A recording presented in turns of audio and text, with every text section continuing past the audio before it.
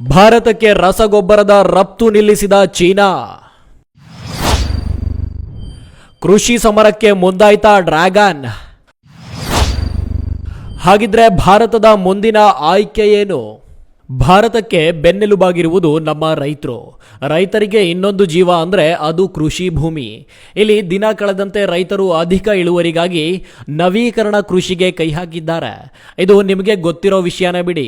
ನಾವಿಲ್ಲಿ ಅಧಿಕ ಇಳುವರಿಗಾಗಿ ರಸಗೊಬ್ಬರಗಳ ಮೇಲೆ ಅತಿ ಹೆಚ್ಚು ಅವಲಂಬಿತರಾಗಿದ್ವಿ. ಇಷ್ಟು ದಿನ ರಸಗೊಬ್ಬರಗಳು ನಮ್ಮ ರೈತರ ಕೈ ಸೇರ್ತಾ ಇತ್ತು. ಗೊಬ್ಬರದ ದರ ಏರಿಕೆಯಾದರೂ ನಮ್ಮ ರೈತರಿಗೆ ಅನಿವಾರ್ಯವಾದ ಕಾರಣ ಕೇಳಿದಷ್ಟು ಬೆಲೆ ಕೊಟ್ಟು ಗೊಬ್ಬರವನ್ನು ಖರೀದಿ ಮಾಡ್ತಿದ್ರು. ಆದ್ರೀಗ ರೈತರಿಗೆ ಬಿಗ್ ಶಾಕ್ ಒಂದು ಎದುರಾಗಿದೆ. ಎಸ್, ಅಧಿಕ ಇಳುವರಿ ಕೊಡುವ ರಸಗೊಬ್ಬರಗಳು 80% ನೆರೆಯ ದೇಶ ಚೀನಾದಿಂದ ರಫ್ತು ಆಗ್ತಾ ಇತ್ತು. ಆದ್ರೀಗ ದಿಢೀರ್ ಅಂತ ಚೀನಾ ರಸಗೊಬ್ಬರಗಳ ರಫ್ತನ್ನು ನಿಲ್ಲಿಸಿದೆ. ಇದರ ನೇರ ಪರಿಣಾಮ ನಮ್ಮ ಭಾರತದ ರೈತರ ಮೇಲೆ ಬೀರುತ್ತದೆ. ಒಂದ್ ವೇಳೆ ಚೀನಾ ಏನಾದರೂ ಇದೇ ರೀತಿ 1 ವರ್ಷ ಗೊಬ್ಬರಗಳ ರಫ್ತು ನಿಲ್ಲಿಸಿದ್ರೆ ರಸಗೊಬ್ಬರಗಳ ದರ ಗಗನ ಮುಟ್ಟುತ್ತೆ. ಇಲ್ಲಿ ಚೀನಾ ಮುನ್ಸೂಚನೆ ನೀಡದೆ ಪೂರೈಕೆ ನಿಲ್ಲಿಸಿದ್ದು ನೋಡಿದ್ರೆ ಏನೋ ಕುತಂತ್ರಿ ಬುದ್ಧಿ ತೋರಿಸಲು ಸಿದ್ಧವಾದಂತೆ ಕಾಣ್ತಾ ಇದೆ. ಎಸ್, ಚೀನಾ ನಮ್ಮ ರೈತರ ಮೇಲೆ ಸಾರಿದ ಆ ಸಮರವಾದರೂ ಯಾವುದು? ಇದಕ್ಕೆ ಪ್ರತ್ಯುತ್ತರ ಕೊಡಲು ನಮ್ಮ ಭಾರತದ ಮುಂದಿನ ಆಯ್ಕೆ ಏನು? ಭವಿಷ್ಯದಲ್ಲಿ ನಮ್ಮ ರೈತರು ಸಾವಯವದತ್ತ ಮುಖ ಮಾಡ್ತಾರಾ? ಯಾವ ಗೊಬ್ಬರಗಳ ಪೂರೈಕೆಯನ್ನು ಚೀನಾ ನಿಲ್ಲಿಸಿದೆ ಅನ್ನೋದನ್ನ ಮುಂದೆ ಹೋಗ್ತಾ ನೋಡೋಣ ಬನ್ನಿ. ಇಲ್ಲಿ ನೆರೆಯ ದೇಶ ಚೀನಾ ಕಳೆದ 4 ವರ್ಷಗಳಿಂದ ತನ್ನ ರಸಗೊಬ್ಬರಗಳ ರಫ್ತು ಕಡಿಮೆ ಮಾಡ್ತಾ ಬಂದಿತ್ತು. ಆದ್ರೀಗ ಕಳೆದ 2 ತಿಂಗಳಿನಿಂದ ಅಂದರೆ ಮುಂಗಾರು ಋತು ಆರಂಭವಾಗುವ ಸಮಯದಲ್ಲೇ ಏಕಾಏಕಿ ರಫ್ತು ನಿಲ್ಲಿಸಿದೆ. ಇನ್ನು ರಸಗೊಬ್ಬರದ ರಫ್ತು ನಿಲ್ಲಿಸಿರುವ ಬಗ್ಗೆ ಚೀನಾ ಅಧಿಕೃತವಾಗಿ ಎಲ್ಲೂ ಹೇಳಿಲ್ಲ. ಇಲ್ಲಿ ಚೀನಾ ರಫ್ತು ಮಾಡುತ್ತಿದ್ದ ರಸಗೊಬ್ಬರಗಳು ಸಬ್ಸಿಡಿ ರಹಿತವಾಗಿದ್ವು.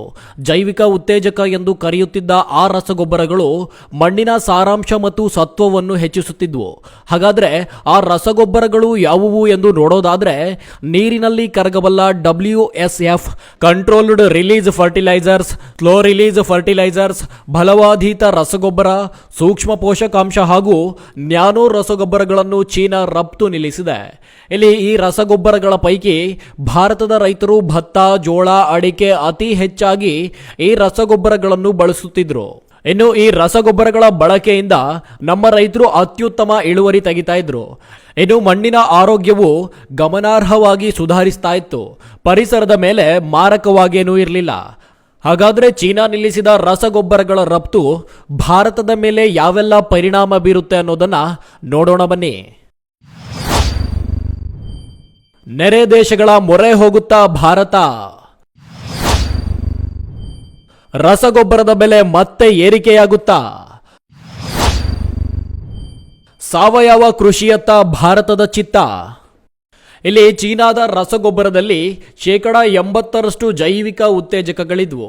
ಈಗ ಭಾರತದಲ್ಲಿ ಇಂತಹ ರಸಗೊಬ್ಬರಗಳ ತಯಾರಿಸುವ ತಂತ್ರಜ್ಞಾನ ಇಲ್ಲ. ಇನ್ನು ಭಾರತ ಮುಂದೆ ತೆಗೆದುಕೊಳ್ಳುವ ನಿರ್ಧಾರದ ಮೇಲೆ ನಮ್ಮ ರೈತರ ಭವಿಷ್ಯ ನಿರ್ಧಾರವಾಗಲಿದೆ.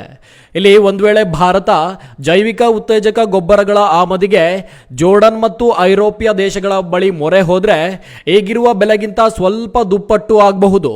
ಇಲ್ಲ, ನಾವು ಸಾವಯವ ಕೃಷಿಯತ್ತ ಗಮನ ಹರಿಸುತ್ತೇವೆ ಅನ್ನೋದಾದರೆ ಸ್ವಲ್ಪ ವರ್ಷಗಳ ಕಾಲ ರೈತರ ಇಳುವರಿ ಕಡಿಮೆಯಾಗುವ ಸಾಧ್ಯತೆಗಳು ಹೆಚ್ಚಿವೆ. ಇನ್ನು ಒಂದು ವೇಳೆ ಇಳುವರಿ ಏನಾದರೂ ಕಡಿಮೆ ಆದರೆ ದೇಶದ ಆರ್ಥಿಕತೆ ಮೇಲೆ ನೇರ ಪರಿಣಾಮ ಬೀರುತ್ತೆ. ಇಲ್ಲಿ ಚೀನಾದ ರಾಜತಾಂತ್ರಿಕ ನಡೆ ನೋಡಿದ್ರೆ ರೈತರ ಮೇಲೆ ಪರಿಣಾಮ ಬೀರುವುದಾಗಿದೆ. ಒಟ್ಟಾರೆಯಾಗಿ ಭಾರತ ತುರ್ತಾಗಿ ನಿರ್ಧಾರ ತೆಗೆದುಕೊಳ್ಳದಿದ್ರೆ ರಸಗೊಬ್ಬರಗಳ ಬೆಲೆ ಏರಿಕೆಯಾಗುವ ಸಾಧ್ಯತೆ ಹೆಚ್ಚಿದೆ. ಇಲ್ಲಿ ಭಾರತದ ನಿರ್ಧಾರ ನಮ್ಮ ರೈತರು ಮತ್ತು ಭಾರತದ ಕೃಷಿ ಭೂಮಿ ಮೇಲೆ ಪರಿಣಾಮ ಬೀರುತ್ತೆ. ಇಲ್ಲಿ ದೇಶದ ಬೆನ್ನೆಲುಬು ಅಂತ ಕರೆಸಿಕೊಳ್ಳುವ ರೈತನ ಮೇಲೆ ದರ ಏರಿಕೆಯ ಪೆಟ್ಟು ಬಿದ್ದರೆ ಅದು ಇಡೀ ದೇಶಕ್ಕೆ ಪೆಟ್ಟು ಬಿದ್ದಂತೆ. News room Kannada medium 24x7.